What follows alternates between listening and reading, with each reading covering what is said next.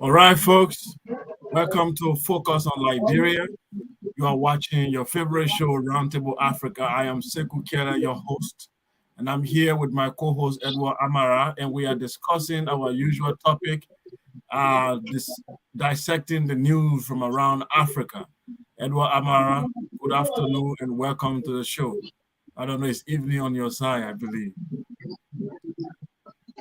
Oh, thank you very much, Kelly. I want to also extend my warm felt greeting to our wider listeners across the globe. And I want to humbly apologize to them for missing from the program for a relatively long time. At least none of my making our poor internet service over a couple of days actually facilitated that. However, I'm very happy today being back on this quiet, cool, and maybe colorful Wednesday evening to discuss things that are related to our mama continent and especially in countries that are affected in the programs today. Thank you, and I really feel elated joining this program once more. All right, we are happy to have you back, Edward Amara. I'm sure our viewers are also happy to see you because you always bring quality information and assessment and analysis, I mean, to this program. So thank you and welcome back. So, folks, we are discussing the latest breaking news, headlines, and updates from across Africa and the diaspora. So, for today's program, we'll be looking at U.S. court order 84 million in damages for Liberia church massacre. We'll look into that. And Raila Odinga rejects Kenya presidential election results. ECOWAS, UN, and AU concerned over human rights abuses by the military junta in Guinea Conakry, to be specific. Ahead of general election in Nigeria, ritual killings, kidnapping, and jihadist attack continue to increase. So, folks, these are the news. This is what we're going to be discussing tonight. These are the headlines. And Edward Amara, how do you feel about today's program?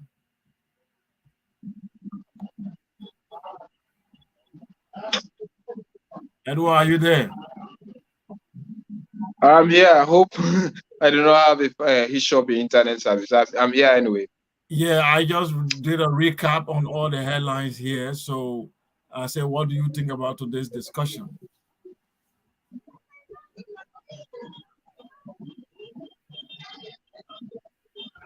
Edward, are you Hello? there? Yeah, can you hear me? I'm here. Yeah, just coming breaking. Are you getting me loud and clear? Yeah, I can. I think your network is bad. Try to come back in, Edward Amara. Folks, Edward is having some network issues there. We'll be patient with him until he comes back.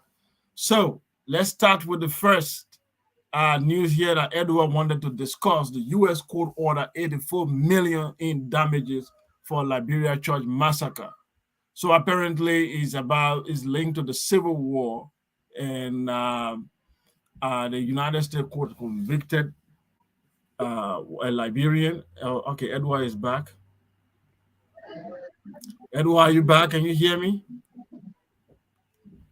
Yeah, I'm back. I can hear you. Okay, so that's the headline we're discussing. U.S. court order 84 million in damages for Liberian church massacre. What can you tell about this? So this is a very sad mistake. We all know the Liberian Civil War ended, but if you calculate the time, it started from 1989 to 2022. That is around 31 years. Unfortunately, the mark that the Liberian Civil War left has some indelible effect on the country itself, its citizens, and it created a lot of trouble on the developmental progress into Liberia. Having underscored that this a peculiar incident that happened, maybe one of the deadliest massacre that took place into the Liberian Civil War. We can underscore certain factors into the Civil War that took place into Liberia. Maybe you can, when it happened, we sense things like tribalism into the war. But primarily happened because of bad governance, corruption, then dictatorial misuse of certain when the government under the Samuel Kedo-led government became so authoritarian, became so dictatorial, they started to rule by decree. So in that we saw another corrupt politician invading Liberia. However, when he invaded Liberia, Charles Taylor, in respect to make a reference point, he had some apologies of the sympathizers of his own, the National Front or the National Patriotic Front of Liberia, that is the NPFL. Like the Gills and the Manos, we are likely accused to be of people who we are actually sympathizing with this ideology. So in so doing, you all know the army of Liberia, we are unprepared, ill-trained, and the government itself was not ready to undertake certain aggression. So that's why when it happened first, everybody thought that it could be just like bandits, anything that people may want to just to cause unnecessary disturbance into the country. By the time the government realized that this is nothing related to banditry, it's not related to ordinary Togari art, but it was a civil war that have actually invaded their country. So the government decided to respond. But in doing that, Liberia was already divided based on sentimental thing. You have tribalism because when one government take place to another, and especially when Doe himself did not take power out of from the ballot board, rather he took power through using the barrel. So in that he established some political force into the country. So now everybody in Liberia was actually a sympathizer of Doe. So in doing that, he had people, especially the guild, the Manos, who we actually deem as people who we are not sympathizers or apologists to the Doe government. So most of the dictatorial tendencies we have been labeled against these people who are actually coming from the northern part of Liberia. So in doing that, when Charles Taylor came with his war, so it was likely assumed, maybe purported, that the Guilds and the Manos, who are not politically friendly with the Doe-led government, could be the immediate people that will buy over the ideas of Charles Taylor. And when you see most of those the world veteran into Charles Taylor's led government, we are made up of crop of this tribe. So in so doing, the Liberian government was taken maybe a little bit by surprise with the prolific weapons that these so-called rebels had, their sophisticated training, especially the man behind the war who was Charles Taylor by then. So when they came, people were being attacked into Liberia. So by then, we all know what the Christian Association in certain countries do, is country Red Cross. So places like mosques and churches, we have been designated as places of refuge. So a large number, maybe purportedly over 9,000, sought refuge into this particular compound. So on the night of July 29, 1999, when the NPFL, that is the National Patriotic Front of Liberia, attacked Monrovia, these guys we being brazzard, taken on, and the Liberian government actually saw that the rebel we are growing strength by the day, and because of they came with something like tribalism, advertising it, they are fighting against corruption, bad governance, and those are already established forces into the country. So when this thing we are taken by supply, people are, especially the Manos and the Guild, felt that we are being designated prey, and they have their predators who are always coming against. So it could be like the AFL, that is the armed forces for Liberia. So these people sought refuge into that particular church for quite a long time. But finally, the 29th July, after the armed forces of Liberia felt that they are now being the rebels are now encroaching of Liberia, what they did, they attacked these places, and over 600 unarmed civilians, who included both men and women, children, we are being killed. And those who even managed to escape the massacre, we are being macheted. So they were killed, and largely people are accusing the AFL, that is the Armed Forces for Liberia, to be the perpetrators. Reason being, majority of those who actually escaped into that particular environment, that is internally displaced people, the IDPs, who have been who escaped into the particular church location for them to sought refuge. Most of them were minors and guilds, because we are afraid that they are already been designated the target, and at the same time they have been accused of being the apologists, or their tribesmen we have been accused, or most of the people who were the rebels, they were thinking that most of those rebels were guilds and minors. So they were killed, massacred, destroy. And that is one of the deadliest ever attack that took place on the soil of Liberia. So when we are seeing this Root and Thought massacre, this is everything. And people are seeking for, and they have some Thomas and others who are now living into the US as free citizens. Yeah, Now so the US wants to prosecute them.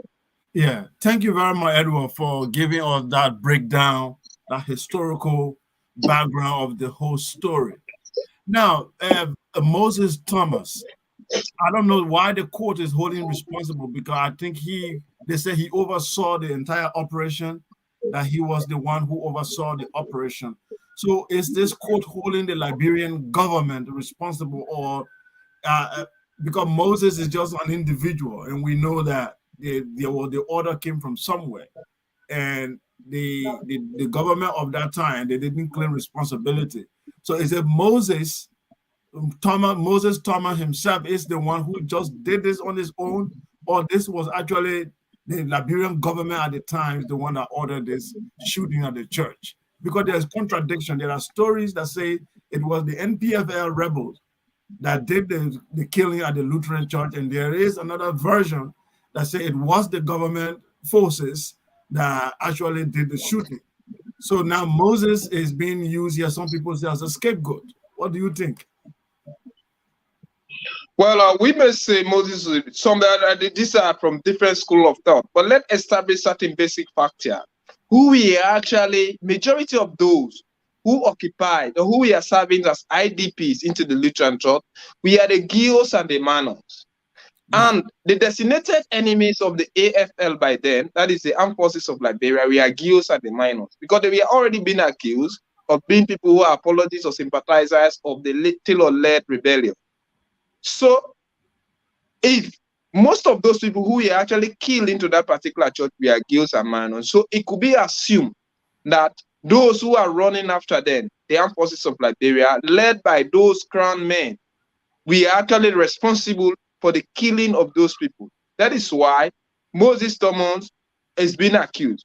Well, he could not be used. I don't want to use the word scapegoat, because majority of those who bore the greatest responsibility of that particular war, or the prime suspect of the particular Lutheran killing, majority of them today are dead. And Moses Thomas could be one of the prominent people who gave order, who was serving as one of the commanders into the AFL by then, led by President Samuel Kedo. It means he could also be accused, because we are watching at those who bore the greatest responsibility.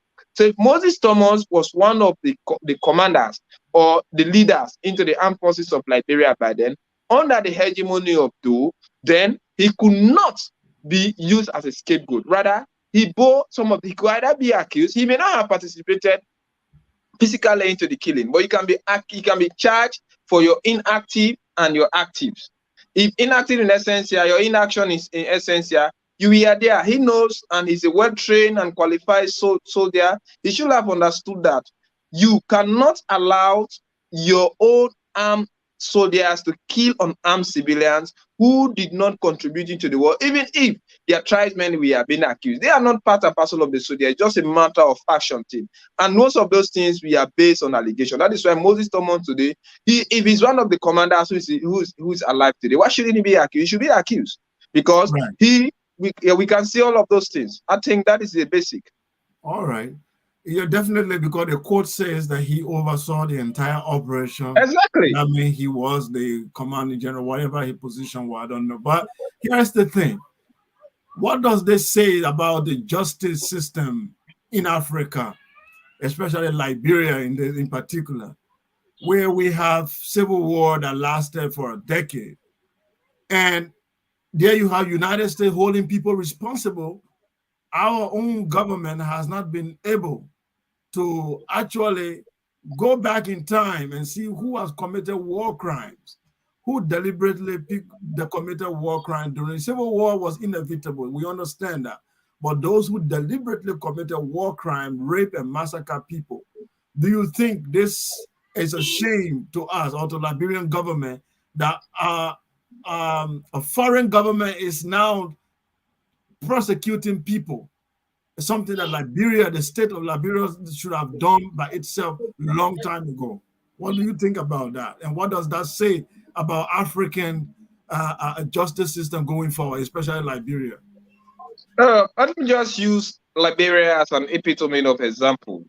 I think this is a calculated insult to anybody who is a liberal citizen. Maybe somebody who is educated enough to understand that each time there is war into a country, people should be held responsible for the atrocities that they committed.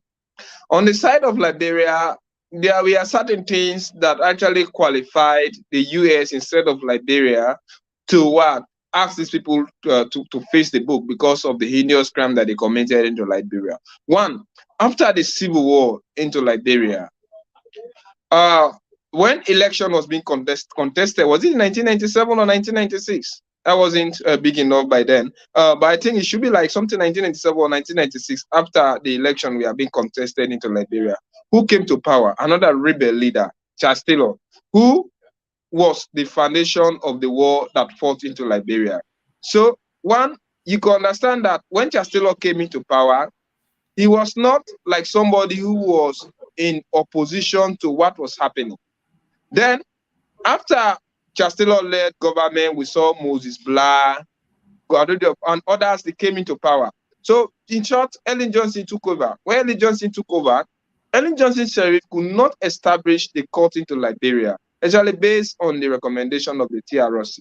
Reason being, she also participated into the civil war in Liberia. She sponsored, she was one of Taylor's loyalists. They all created the atrocities into Liberia. So that is why to establish the court into Liberia, or for Liberia government on her own to prosecute those who bore the greatest responsibility into the war, is very difficult because those who sponsored the war did the atrocities or committed heinous crimes against life, or what, destroy life and property into Liberia. We are the very people who are leading the government of Liberia. So you cannot expect somebody to prosecute himself based on what he or she thought that they participated into it. So most Ellen Johnson could not do it. Then you saw George Weah, he came into power. People were thinking outside the cycle that George Weah could be the best person to prosecute those who actually bore the greatest responsibility to Liberia. But it was an established lie. Reason being, George Weah is being supported by Joy Howard Taylor, who was the first lady during the Charles Taylor regime. Most of those atrocities that they have been committed, you see the like of Prince Johnson. So Liberia now, there is that sentiment from those who suffered from the greatest, from the atrocities of the world. You have there were people who are being macheted, people who are living with the wounds, some homes we are destroyed, some families we are being massacred, some areas we are being destroyed. You have these people who are living with the pain, the frustration, the disappointment. But on the government, she cannot come with it. So that's why if Liberia government cannot do it, the USA is prosecuting them. Because up to now, if the TRC recommendation cannot take full effect into Liberia, it means those who are discharging the power of Liberia are still controlling what should happen and what should not happen. You see, I've seen Joy Howard Taylor cannot ask him for the War Crime Court to go into Liberia. Prince Johnson will never ask him for the War Crime Court. You have established people into those countries. If politician like in Sierra Leone here, it was very easy for the War Crime Court to be established because just after the war, you have the SLPP government taking over. The like of Tijan Kaba who came to power never participated into the war. Then Ernest Bai Kroma who came into power never participated into the war. Then of course Julius Maada Bio took part into the war, but he established himself as a soldier who handed over power after the rebels overthrew Tijan Kaba.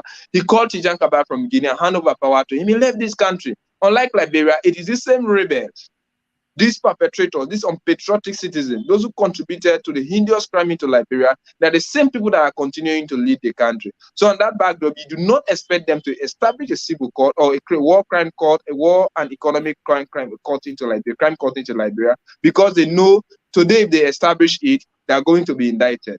And in the nutshell, Taylor remained to be relatively popular into Liberia because even after he captured, been imprisoned into Britain after he was tried, not even for crimes that were committed into Liberia, but for those that he committed into Sierra Leone. He's serving imprisonment into the UK. But what do you think? He still have his supporters into Liberia. No wonder, even during the time of election, he was influencing the Liberian general election whatsoever.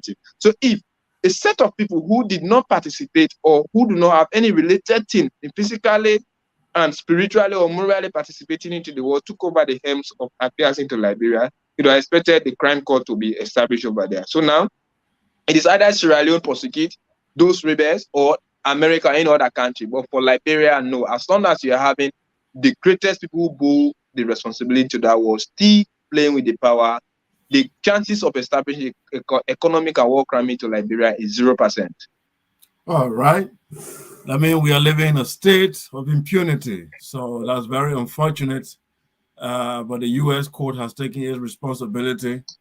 One by one, some of these people are hunted down by either European countries or the United States. None has been brought to justice or prosecuted in Africa or in Liberia. So we will watch and see how the next generation will judge us if we do not correct some of these wrongs that were done. If anybody committed war crime, that person needs to be brought to justice. So let's move to the second news item here. Raila Odinga, we are now in East Africa. Raila Odinga rejects Kenya presidential election result. So I discussed this last week, Edward, but what we don't know now is how far they have gone, because according to the Kenyan constitution, after election, if any of the party disputes the result, they are given 7 days, I think, to file a petition in the Supreme Court, and the Supreme Court has 14 days to look into the case to either annul the result, call for re-election, or just criticize the system and then allow the winner to be inaugurated. So where do we stand as of today? Is Raila Odinga having a case? And what case has he put forward? Is it credible?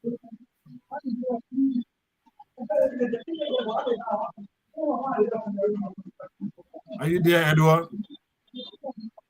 Yeah, I'm here. Okay, Raila Odinga is having a case, maybe based on certain things. He has already taken the case to the Supreme Court, and I think this Supreme Court wants to overturn an election. And we all know Raila Odinga is one of the long-standing Kenyan politicians. He has contested election for 5 consecutive times, and on all these occasions, he loses or he lost the election, went to court, and it was only on one occasion that he successfully had a case in court, and at the end of the day, under Uhuru Kenyatta, the man now, because that is why sometimes they say in politics there is no permanent enemy, but there is only a permanent interest. And he had a case against Uhuru Kenyatta, and the issue was being what the election has been turned down, and at the end of the day, he withdrew from the election. Uhuru Kenyatta won the election hands down, and they still managed to form what they call a government of national unity and appointed Raila Odinga to be the prime minister. But he also suspected to be part of the corrupt cahoot into Kenya. Now, we all know the Kenya itself, a political setup is based on tribalism. And many a time we have seen these Kukuyus coming into power. So we are thinking that another person would have come into power apart from Raila, apart from Uhuru Kenyatta, maybe apart from Ruto. But Ruto is somebody who is being termed as someone who grew up from a low class level, from a farmer, a pastoral person. He reached to that particular level. Maybe he bought the sympathy of everybody. But William Ruto, the Kenyan politics is a bit too controversial, because Ruto has once stood against Raila Odinga, Uhuru Kenyatta. He supported Raila Odinga. He fell out to Raila Odinga, supported Uhuru Kenyatta. Uhuru Kenyatta took him to be his deputy. And now Uhuru Kenyatta fell out with William Ruto and decided to support his own opposition leader, Raila Odinga. Unfortunately, Raila Odinga came and lost the election to Uhuru Kenyatta. And based on, they have 7 electoral commissioners with the chief electoral commissioner, and majority, according to the argument of Raila Odinga, majority should be the one that should declare the result, though it should be declared by the chief commissioner himself. But on the day of the declaration, 4 of the commissioners withdrew, claiming that they are not satisfied with the would-be election result to be declared. Reason being, they were being deprived of the latest part of the tallying, and the electoral commissioner only came and presented the result that he wishes to announce to the populace. So since we are not part and parcel of the tally, it means the process was not free, it was not fair, and it could be jumbled overnight. And According to Raila Odinga's argument, after the tally of the result, it was 100.01%, which could take you about 100,000 something percent. I'm not too much go to the figure, but it was over 100,000 people who it was over 100%. So, and a result, a percentage should be 100, and that particular result was over 100%. So it means something actually happened somewhere. And according to the lawyer's argument again, in fact, no candidate did not succeed to get 151.51% into the said election. So as long as it was not 51%, nobody should be declared a winner. And based on the result being presented by Uhuru, by the chief electoral Chibukadi, he had 100.1%. It means something happened during the tallying, and Right. he used his personal veto to announce that particular result, meaning they are not going to support it. So based on this argument, Raila Odinga has taken the case to court. And as long as those people who we are appointed to be part and parcel. Oh, Edward, the network there again. All right, folks, we will wait for Edward to come back. So he was just trying to give you an analysis of what is going on in Kenya. The opposition leader, Raila Odinga, has filed the petition for the Supreme Court to annul the election results. And because he believed that there were some malpractices that happened during the election, those are the things Edward was trying to list out. One of the claims was that the total number of vote cast is more than the registered voter. I don't know if that happened, then there is fraud. If you have the total number of vote cast is more than the number of accredited voters, then there's a problem. You did not, unless you create a spirit to come and vote. That's the only way that can happen. Other than that, anything beyond 100%, then we know there's fraud. So the other claim is that the 3 of the 7 election commissioners did not sign the final tally.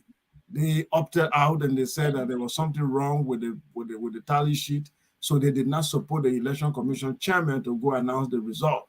So for that reason, on that basis, that 3 of the election commissioners refused to sign the final tally sheet, so therefore there is a call for concern. So these are valid points. However, the victory of Ruto, like I said last week, is good news somehow, because Ruto did not come from some of the 2 major tribes. Edward, that's what I said last week. Because, the Kikuyu and what's the other tribe? The Kikuyu and the Luo. The Kikuyu and the Luo, they are the 2 major tribes in Kenya. And Raila Odinga is from one of these tribes. And one of the reasons why we had election violence in 2007 is because the candidate came from the 2 major tribes. So when one lost and the other one refused, then there will be civil war. But this current president-elect came from a minority tribe. So if the ballot if the people casted their vote based on tribalism, he will not win. He doesn't even stand a chance. But he campaigned on the issue. He campaigned on the issue. What was needed in Kenya, what needed to be changed, governance, competence, character. So these are the things he campaigned on.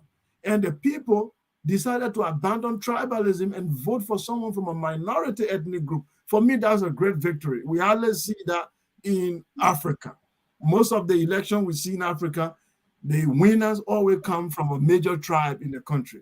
If you come from a minority tribe, sorry for you. So Africans don't vote on the issue. Our consciousness, our politics has not evolved to that level, unfortunately.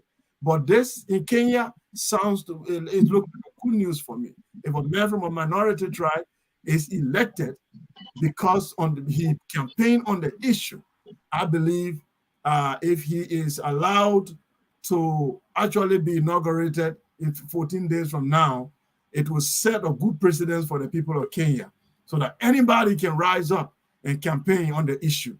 Anybody can rise up and have the confidence that the people of Kenya will vote for you if you are able to explain your project and your campaign manifesto properly to the people. And not because you will say, I come from this religion or I come from this tribe or this region, so vote for me. That kind of disaster is what has led to what we see today in Africa. We have bad people in leadership. We have incompetent people in leadership because we voted for tribe and we voted for religion. Edward, that's my take. Yeah, you are right. But I think William Ruto came from the Kalingan tribe. And Yes. that is where you have one of Kenya's most notorious leader, Daniel Arap Moi, coming from. I think they are the third largest tribe into Kenya. So we shouldn't forget that Kenyan politics is actually it being what entangled by political sentiment, or I mean tribal sentiment. So if we are just fortunate for Raila Odinga not to win, then Uhuru Kenyatta today is out. Maybe we are having a new kid on the block. But that doesn't mean that new kid on the block, no leadership have ever emanated from him, because Daniel Arap Moi is actually from the Kalinga tribe. So they came into power. So I think maybe there's a possibility that William Ruto has won the election. Now we are listening to the country's Supreme Court because there were irregularities, accused of election rigging, and maybe wrong tallying of results. If the Electoral Commission deem it necessary that the irregularities that Raila Odinga has presented a case for in court is not enough to invalidate the result, but then the results are not going to be deemed null and void. Raila Odinga, Ruto at the end of the day is going to be declared the president-elect. Or now is president-elect. It is up left to the Supreme Court now to qualify his presidency. At the end of the day, he will be asked to go on the throne of Kenya. And we may not see violence coming from either side, because when you watch at the deputies, I think the deputy of William Ruto is another Kikuyu.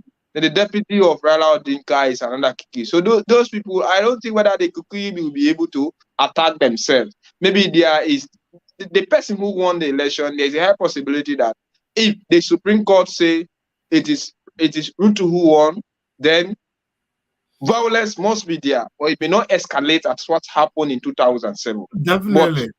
But to say violence will not come after this election, maybe we could be dreaming in paradise. But definitely we must, so because definitely the positive part here, Edward, is that they remember the sitting president, the outgoing president Uhuru Kenyatta is from the largest ethnic group in the country. Okay, I think exactly. And he is an ally to Odinga, who Odinga comes from the second largest person group in the country. So if these two people are ally, what chance do Kalinga, somebody from Kalinga tribe, stand? So I think Kenya voted on the issue. If they voted on tribal basis, Ruto does not stand a chance, because his ethnic group is not enough to make him president. So majority of the young people in Kenya, is an evidence that Kenyans have decided to vote on the issue. At least we are not saying there was no tribal vote. Definitely there was tribal vote, but at least to some level, this seems to be a breath of fresh air that in 2022, and the president was elected based on the issue. So for me, that's kind of a positive news. That's what we hope for Nigeria as well, so that all the major tribes that produce incompetent leader like Buhari will now come back to power. Now let's go here. That was a shot on Buhari. Now there's the third topic here. ECOWAS, UN, and AU concerned over human rights abuses by the military junta in Guinea. My Guinea, oh, poor Guinea. Now, that day we were all here, Edward, when the gunshots were heard in Conakry. A few months ago, Professor Alpha Conde was deposed. People were dancing, and people were jubilating that freedom has come. I told the people here on this platform that if there's one thing we know about African military, is that they hijack the revolution of the people. And when they hijack the revolution of the people, they become sellouts. And when they become sellouts, they make sure that they become worse than the people they remove from power. They usually don't have the philosophy of development. African military are one of the most untrained military on this planet. They know nothing about social issues. They know nothing about constitutional issues. They know nothing about human rights. They think as long as you bear arm and you wear that uniform, you are a zombie that is being programmed to just bang down on civilians, kill civilians, brutalize people. That's the only way to express your power as an army officer. This is the primitive behavior that is in most African uniform men. They are not trained enough. They are not trained enough. I've seen that all across West Africa. So when military people take over in Africa, you should be concerned. Very few military units in Africa are trained to understand constitution, democracy, to understand human rights, to understand rule of law, to understand nationalism. They are not nationalists. Just because someone is a soldier, is holding gun for his country, that doesn't mean they are nationalists. You have to be taught. Do they have the ideological training? That's why Thomas Sankara, his famous quote, a soldier without political ideology or philosophy is a potential criminal in uniform. A potential criminal in uniform. So Guinea has come to the point now. What we have told them is coming to pass. The prophecy. These boys will start brutalizing them. These boys will suspend the constitution. Human rights will no longer be there. And if you don't take time, these guys might not go very soon. What do you think, Edward? Well, I can perfectly agree with you. You all predicted doom for the government of Dumuya, the junta government of Dumuya. I can remember from the first day it happened. Dennis Ja and I were on. You join us, answering, and we have to discuss this thing. And if anybody can go back to our discussion, we definitely see what happened. We all know that everybody was just yarning, and it was a dirty job that was meant to be done. It was only left to who should do it. Maybe come out of the blue, the devil himself came and did the job. It was just like Jesus Christ. It was being prophesied that he would be betrayed. So I don't think whether Judas Iscariot betrayal of Jesus Christ was rather a sin, whether it was something that was being prophesied. They were only looking for somebody who was a designated person to do it. Having underscored that, I think we all understood that any military-led government, what they normally oppose is what they will end up doing to ensure that they are being fortified into power. And he never came with the intention of leaving power. This guy is an established hypocrite. He came in to ensure that he destabilized the Guinean political system. Maybe he had some connection with people that sent him into power, but now he's looking to swim the other way around. He has banned political demonstration into Guinea, what tortured most of his political opponents, arrested some of them. Today they are in prison, maybe tied up the system. He's building a system around himself so that anybody whom he feels that person is a threat to his political power, he can definitely eliminate you. Because this is what the mentality of dictators. They are not people who are psychologically settled. They are always afraid because of their clandestine movement, their nefarious attitude. They are so wicked, and we understood this, that Dumuya actually has his own plan.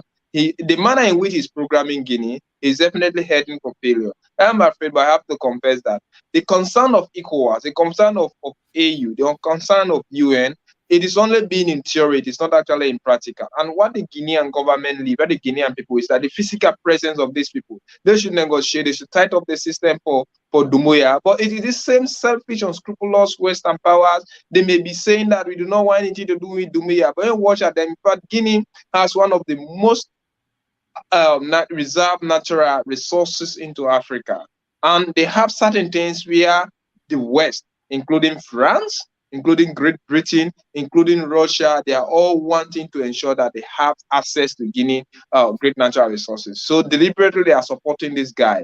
That is why you are seeing they can criticize, they can say anything, but it is not, the Guineans do not need ordinary criticism. If you get now into Guinea, they are living under threat and fear, and the constitution over there is being banned. There is, in fact, even the type of election that is set in 36 months time, maybe we have already taken around 6 months out of it. It should be around 2 years plus now. It's not anything that is foreseeable. They just want to establish a system.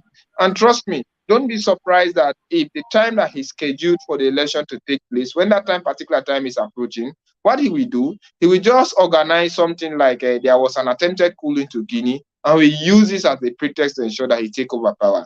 So we are looking at a system where bad examples are being set into West Africa per se. Because what happened into Guinea, what happened to Burkina Faso, what happened into Mali is not actually auguring down well. And even you watch like Central Africa, where you have Chad, another Infantino Idris Deby Mohamed is on power over there. So all of these examples. So definitely Guinea is a failed system, and the system is being programmed to benefit Dumbuya and his people. And in situations like this, do not expect national development to take place, because dictators are people who are psychologically unsettled. The part is a phenomenon of them that each time they come into power, anybody who is seen as an opponent is threat to them, they can eliminate you. So what he will do, he will only embark on building the army. And in so building the army, the large army, he will not build them. He will only build a small faction of army that will protect him in time of uprising. Just like when he was being sent to make a special forces that the guy Alpha Conde. At the end of the day, it was that same forces that came and took over Alpha Conde. So he knows exactly what he has to do. And based on this violation, this guy is already an indictee. So do you think that he will hand over power? Do you think that he will organize election? No. And above all, he came from bloodthirsty tribe who are very ambitious, more ambitious for Guinea. The Manikas, since the day of number one into Guinea, they have been on the hem of affairs. So we are not watching at any system. It's a very gloomy situation. And trust me, the criticism of ECOWAS, the criticism of UN, the criticism of AU is not taken Alpha Mohamed Doumbouya out of power, because we have not witnessed their physical presence. No, in fact, maybe they have personally sanctioned them. But if they sanction the entire Guinea, it is the civilians that are going to suffer. At the end of the day, we start to justify their men. So to me, the entire picture about Guinea is very gloomy, except otherwise. Yeah. Definitely, for me, it's not about what tribe he came from. I actually believe that military as a whole in Africa, they have a track record. Beside Jerry Rawlings, beside Thomas Sankara, very few militaries have done better for Africa. Even when you go to Liberia, all of them, they are failures. Their records have shown that they have turned in all African states, without exception, qualified today to be called failed states. All of them. Maybe North African states, there are few exceptions there. I don't want to deal with them a lot, because sometimes some of them are doing better than all the countries in the so-called sub-Sahara. So all African countries, Black African countries, qualified today to be failed states completely. They are failed states. And they are failed states thanks to the military also, who contributed to some of these things. So for anybody to celebrate military in 2022, either you read your history book upside down, you are out of your mind, or you don't know what's going on in the world, you don't even understand what governance is, because these people they always hijack revolution of the people, because the people already were dissatisfied with their government in Guinea, and they were finding way to democratically remove that government. A revolution was already ongoing. Yeah, there was also oppression going on, but who were oppressing the people? The same military used by the outgoing president. Then these same military that were used as thugs by politicians turn around to be champions and heroes of your revolution. That's not possible. So I think Africa needs to think twice, and I think Guinea, they will pay a heavy price for allowing that giant to rule them called Doumbouya. Doumbouya will do nothing other than to destroy that country, and corruption is going on as we speak in that country. So let the people of Guinea rise up and take back their country. So with that, we'll take a short break, folks. And when we come back, we have Nigeria on the list. So please don't go away. Stay with us.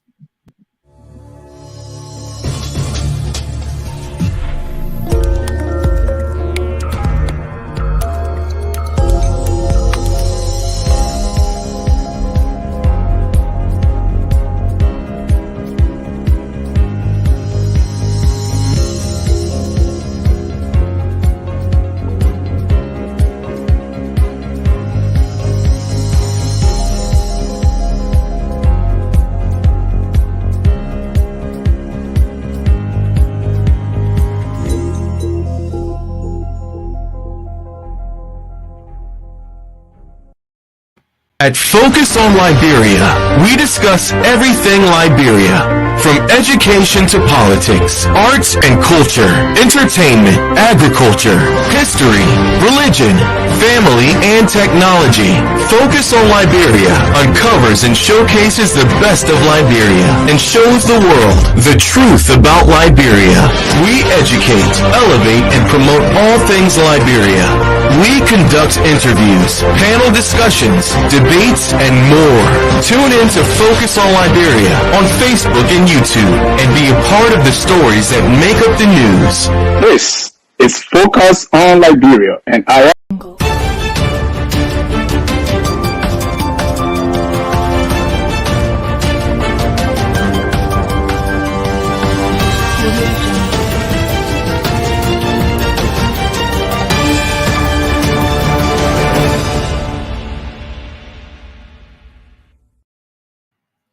All right, folks, thank you for watching Focus on Liberia. This is your favorite show, Roundtable Africa, and I'm Sekou Keller, your host. We are discussing latest breaking news, headlines, and updates from across Africa and the diaspora.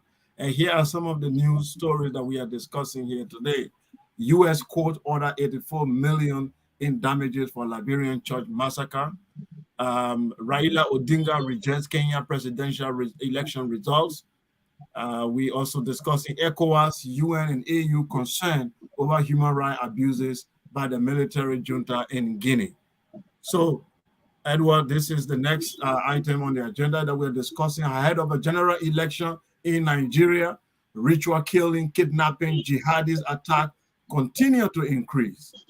This is very important, Edward. There's a lot in here to unpack about Nigeria. Nigeria is so important in West Africa and Africa. Nigeria is called the giant of Africa because of its population size, 200 million and counting. Nigeria has 36 states, and one of those states are bigger than some African countries. Nigeria has some of the most talented people on the continent. Nigerian movie industry and entertainment industry is representing the entire continent of Africa and Black culture. But Nigeria is a country on its knees. Nigeria is a country that one of their presidential candidates, Peter Obi, said Nigeria has qualified to be called a failed state. And what qualifies a country to be a failed state, he said, number one, if a country is no longer in charge of its own security and territorial integrity. If other people like bandits, terrorists, kidnappers have taken over your country, and your security architecture is no longer solid enough to repel this attack, to protect the citizen, to maintain your border security, internal security, then you are a failed state. The second reason he gave why Nigeria qualified to be a failed state, he said any state that is not in charge of its economy, where almost 60% of the population are unemployed, where you have 40% illiteracy rate or higher than that, where you have the educational system is poor, where you have no enough power supply, electricity in this 21st century, where you have all the children of government officials are gone to school overseas, you no longer have a country. What you have is a failed state, a geographical location where a group of people are just living and struggling and living in anarchy. Is no longer a state.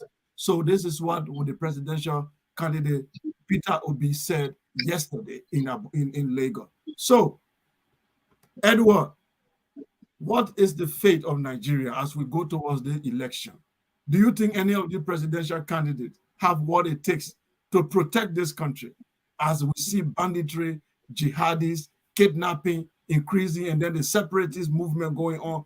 Are we seeing Nigeria being disintegrated in the next few months or years? I am afraid, but I have to confess, I just need to be brutal with the truth here. My mentality about Nigeria's future is a very dumb one. Reason being, the Peter Obi, Atiku Abubakar, and Bola Ahmed Tinubu are not free thinkers. They are faith believers. Okay, Bola Ahmed Tinubu hailed from the southeast, were a Muslim. Of course, Atiku Abubakar came from the north, a Muslim. You are seeing another Easterner who is Peter Obi, a Christian. And the mentality of our Nigeria is Christians should not support Muslims and Muslims should not support Christians. I know tribalism, because tribalism maybe would have been eliminated because of our intermarriages, maybe interwovenness within the settlement. But unfortunately, because religion is one's way of life, and Christians always are target of Muslims, and Muslims are always a target of Christians. And unfortunately, the development now that is now taking place into Nigeria, you will see a Muslim attacking another Muslim just because you have the Salafate, you have the Sunni Muslims, you have the Shia who do not share the same mentality. So you watch at Peter Obi coming in, maybe because of the Muslim ticket. You talk about Atiku Abubakar and his mate. You talk about Bola Ahmed Tinubu and his mate. And you are seeing what?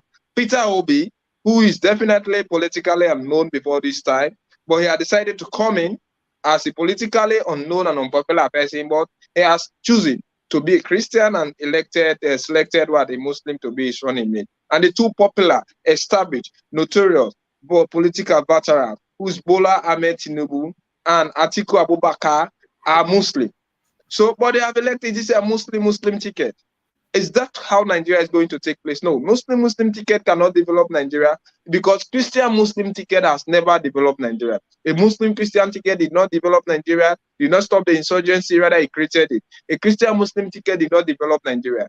And everybody knew that based on what is now, when we watch at this thing, maybe we need a philosopher, somebody who is actually disconnected with their religious rhetorics into Nigeria to come into power, who may actually believe like a free thinker, let them accuse him if they wish, if anybody wish to accuse him. But sometimes you come with that Christian mentality, the Muslims are not going to buy your ideas, they are not going to be the subscriber of your mentality. If you come with the Muslim mentality, the Christians are not going to subscribe to you. And we are watching at it because of the political construction. We are saying maybe Peter Obi, who did not come on a Muslim ticket, rather a Christian Muslim ticket, have the opportunity to win the election because you will see Muslims who will support him because he has elected a as a Muslim. Then you will see Christian who will support him because he himself is a Christian.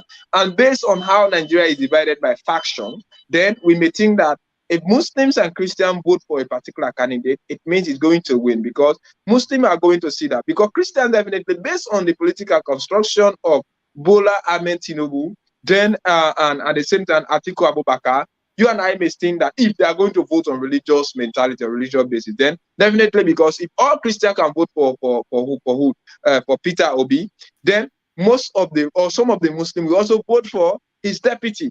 So mean if he can have the bulk vote of Christian and have some vote of the Muslim, he's definitely going to win. But now we are watching at the aftermath. Christians are target of Muslims. Muslims are target of Christians. And Nigeria now have developed into a kidnapping state, into a state where jihadis is on the increase, banditry is on the increase. So why do you think that a Muslim can succeed to establish leadership into Nigeria? Buhari has tried that. He's failing. He has failed from the very day he came into power. And the old man is now old. His body language, military tendency is no longer speaking. Of course, Atiku Bakar has been accused on numerous occasions of being corrupt. Even Bola Ahmed Tinubu, who vigorously campaigned for APC to come into power, he has also been patterned a corrupt person. So to watch at the political construction of Nigeria, as long as the people are not actually living up to the expectation in time of because the social contract they signed with the Nigerians are not being met. Because we are only watching at Muslims mentality, Christian mentality. But I think everything started because politicians are not fulfilling their social contract. Nigeria is being corrupt. Look at now, Nigeria is producing one of the highest fuel producer country or crude oil producers into Africa. They are suffering from the same fuel crisis that Sierra Leone is suffering from. In fact, their economy, when you watch at their international level, is one of the most advanced economy.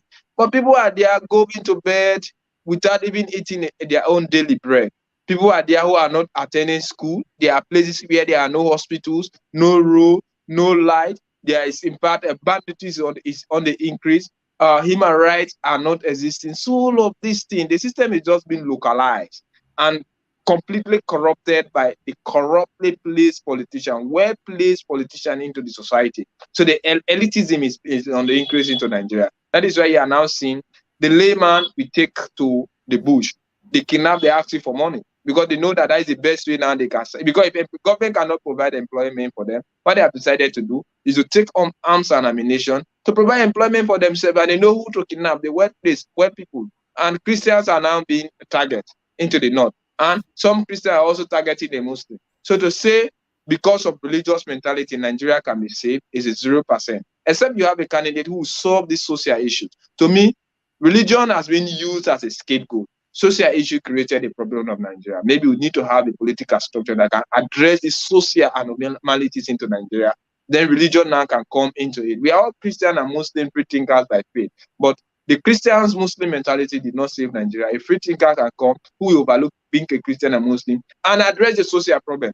But to conclude my statement, why do you think Nigeria or Buhari has never condemned the deliberate, plan, premeditated killing of the herdsmen into Nigeria? It's because he doesn't want to lose the vote of his brothers who are Hausas.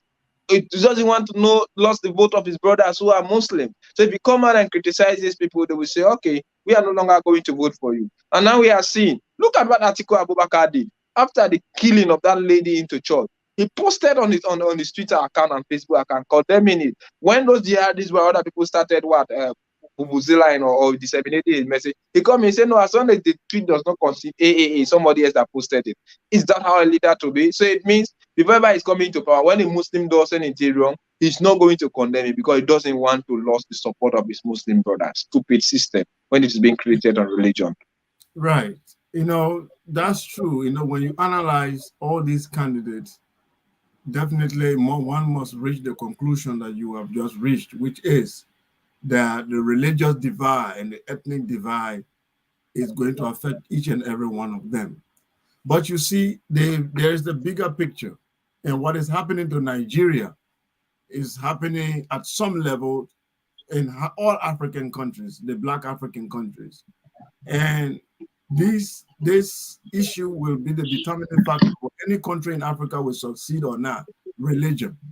One of the reasons we have advanced the idea of Pan-Africanism on the continent, we that are Pan-Africanists, is because we have seen that it's impossible for any African country to survive with an Islamic ideology or with westernized Christian ideology. It's not going to work because these ideologies are naturally opposed to each other.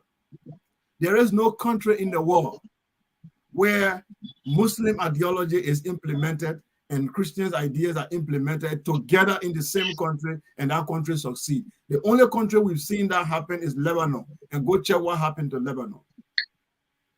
It's impossible. The only way you will build a successful state is for you to live on an ideology that will absorb these two religions. And only Pan-Africanism can absorb Christianity, absorb Islam, and absorb tribalism, and make them to become redundant and make development, scientific idea, rational thinking to become the only order of the day. If you look at Nigeria, there are states in Nigeria in the north that have Sharia law. So a Nigerian living in the south, in Lagos, thinks that he lives in a secular state. But once he take a train and enter Zamfara state, he's going to meet the Sharia law there, and he's in the same country. The law that was applicable to him in Lagos, that law is not applicable to him in Zamfara or Kaduna. A boy who is dressed up with his rasta on his hair, moving around freely in Akwa Ibom State or Imo State, if he finds himself in Kaduna, the Sharia police will stop him and say he's inappropriately dressed. The freedom of speech that you find in Abuja, you can't find that freedom of speech in Kano. So what kind of country are these people building? They are deceiving themselves. In one country, you have Saudi Arabia in it, you have Qatar in it, you have America idea in it, you have UK idea in it. Then you put all together, you say you are building a state. These Africans are jokers. They are jokers because they don't see, they are not realistic. If they want to build country, they have to be real. If this is going to be a secular state, religion have to be rejected. You can't take almost how many percent of your budget and send people to Holy Land, to Jerusalem, to Mecca, where the children have no schools, there's no job. What about other religion? If all the atheists come together, are you guys going to pay them money to go to their own Holy Land? Are you going to pay traditionalists to go to their Holy Land? These people are not willing to build a country. They are there to practice religion. And that's why all these African countries will fail until they realize we must move to secular ideas and everybody go home and practice your religion in your closet. No president should be put to put any religion ahead in the country. Once you do that, the people will start voting based on that. And incompetent people will make use of that system and come into power. That's why Nigerians, they have had incompetent leaders consistently. Look at the man in power right now, Buhari. Buhari is not even qualified to be a governor. In terms of education, he's not qualified. Intellectually, he's not qualified. He knows nothing. If you even listen to him, he's not even qualified to be a primary school teacher. How did that guy become the leader of African giant? He can't even articulate his own party ideas. Yet it's a country that has professors. It's a country that has Nobel winner of literature. In that same country, you are putting a semi-illiterate man to power because religion and tribalism wins the day. That's the issue. The election that's upcoming in Nigeria is very dangerous.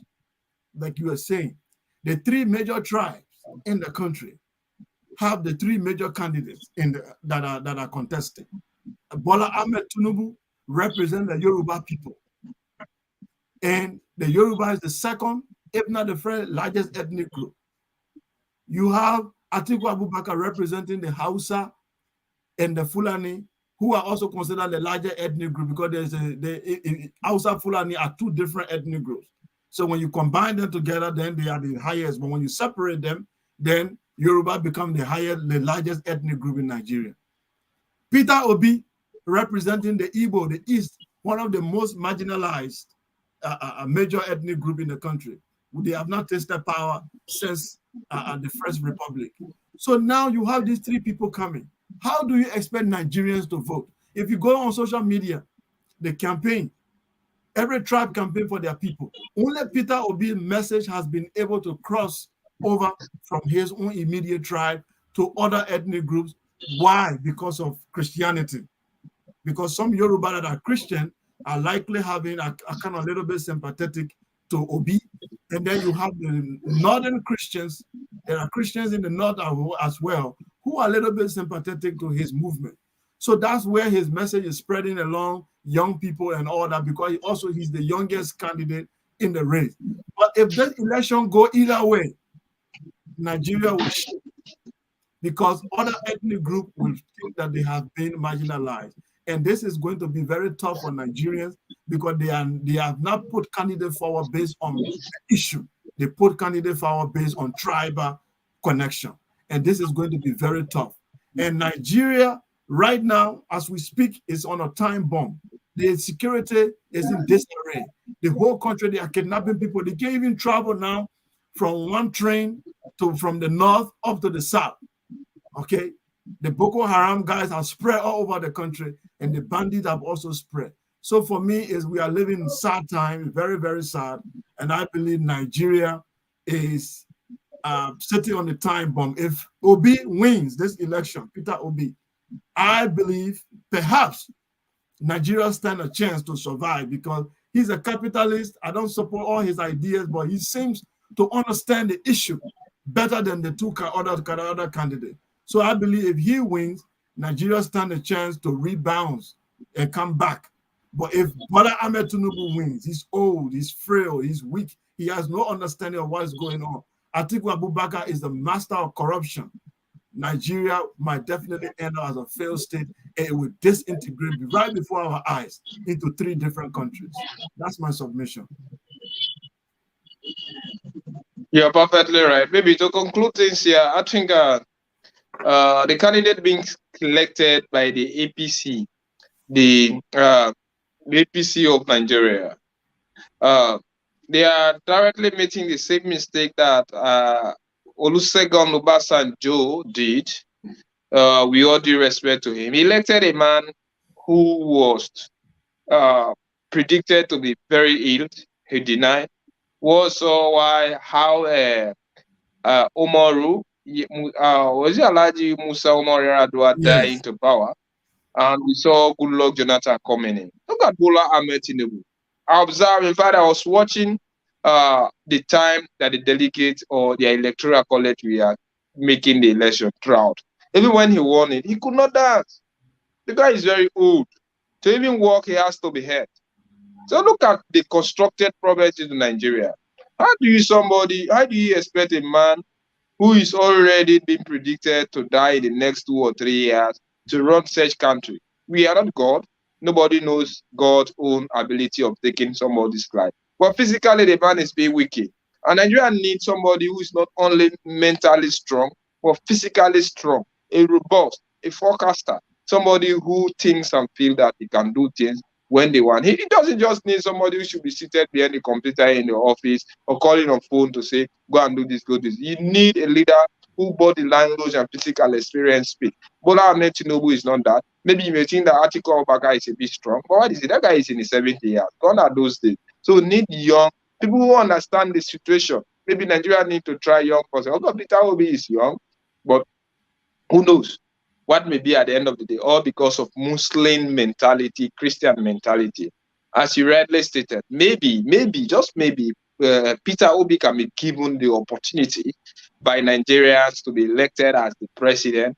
I think he has the ability to do a careful explication into what happens into Nigeria, maybe change the headlines and the narratives of what happens or what is happening there, definitely can be changed. But for now, with those two candidates who are purported deaf candidates being presented as people to be elected for the PDP and the APC, player stake. Yes. Are you there, Edward? Okay. Yes, I think that's it for the day. Thank you very much, for coming today. Definitely, you can give your closing statement. And then that's it for the day. We'll come again next week and give the best to our people. So what's your closing statement, Edward? My closing statement goes down to Nigeria and maybe Liberia. One, I think the Nigeria should think twice and understand that in the poll in February, they are definitely going to be making a decision that Nigerians who are not eligible to vote. Oh, Edward. Your network again, but you did well today. At least you stayed longer and everything was okay. So Edward, thank you for participating in today's discussion. Folks, that's it. We thank you very much for joining us on Focus on Liberia.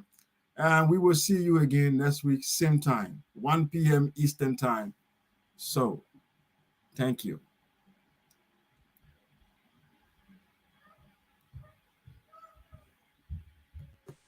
We are Liberia. Liberia is our home. Liberia people.